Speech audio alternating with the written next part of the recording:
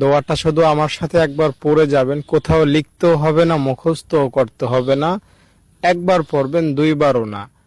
আপনার গোটা জীবনের জানা অজানা যত গুনাহ আছে সব মাফ হবে।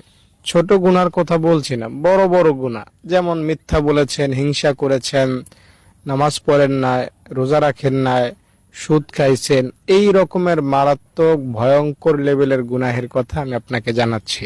ইনশাআল্লাহ এই দোয়াটা এতই অ্যাকশনে ভরপুর, যেই পড়বে সাথে সাথে অ্যাকশন। এই দোয়াটা যদি আজকে ফেরাউনও পাঠ করত, ফেরাউনের গুনাহ আল্লাহ মাফ করে দিতেন। তাই আপনি তো ফেরাউন না, ফেরাউনের মতো তো গুনাহ আপনার নাই। আপনাকে আল্লাহ তাআলা নিশ্চিতভাবে ক্ষমা করবেন। দোয়াটা পড়লেন মানে নিষ্পাপ হয়ে গেলেন, বাবু একদম মায়ের পেট থেকে বের হয়েছেন ওই রকম হয়ে যাবেন। হাদিস শরীফ এসেছে, নবীজি বলেছেন 5 বার যদি কেউ গোসল করে তাহলে তার শরীরে যেমন ময়লা থাকতে পারে না, 5 ওয়াক্ত নামাজ পড়লে তার কোনো গুনাহ থাকতে পারে না।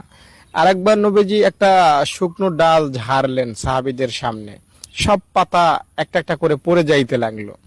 তো নবীজি বললেন যে বান্দার গুনাহকেও আল্লাহ তাআলা এভাবে আমলের উসিলায় মাফ করে দেন, সব গুনাহ ঝরে পড়ে যায়।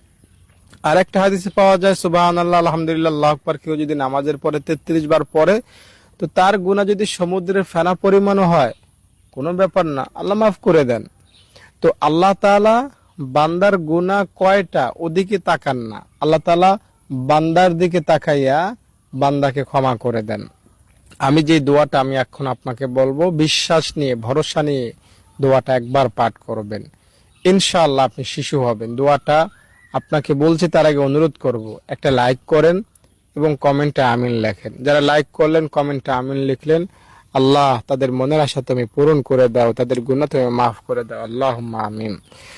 দর্শক, দোয়াটা হলো আশহাদু আল্লা ইলাহা ইল্লাল্লাহু ওয়া আশহাদু আন্না মুহাম্মাদান আবদুহু ওয়া রাসূলুহু।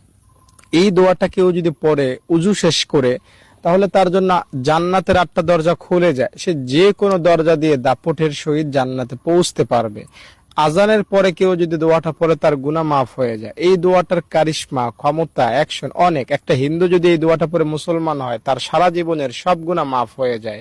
তাই আপনিও যদি এই দোয়াটা আজকে পাঠ করেন, মন থেকে, দিল থেকে, অন্তরের গহীন থেকে, কোনো গুনাহ থাকবে না। দায়িত্বের সাথে বলছি, দোয়াটা পাঠ করার নিয়ত করবেন যে আমি অতীতের গুনাহ ক্ষমা পাইতে চাই, ভবিষ্যতে আর গুনাহ করব না, এই আশায় দোয়াটা পাঠ করছি। ব্যাস, তাহলেই আপনার সব গুনাহ মাফ হবে, শিশু হবেন, নিষ্পাপ হবেন, কোনো গুনাহ থাকবে না। যদি ভিডিওটি ভালো লেগে থাকে লাইক করে যান, কমেন্টে আমিন লিখে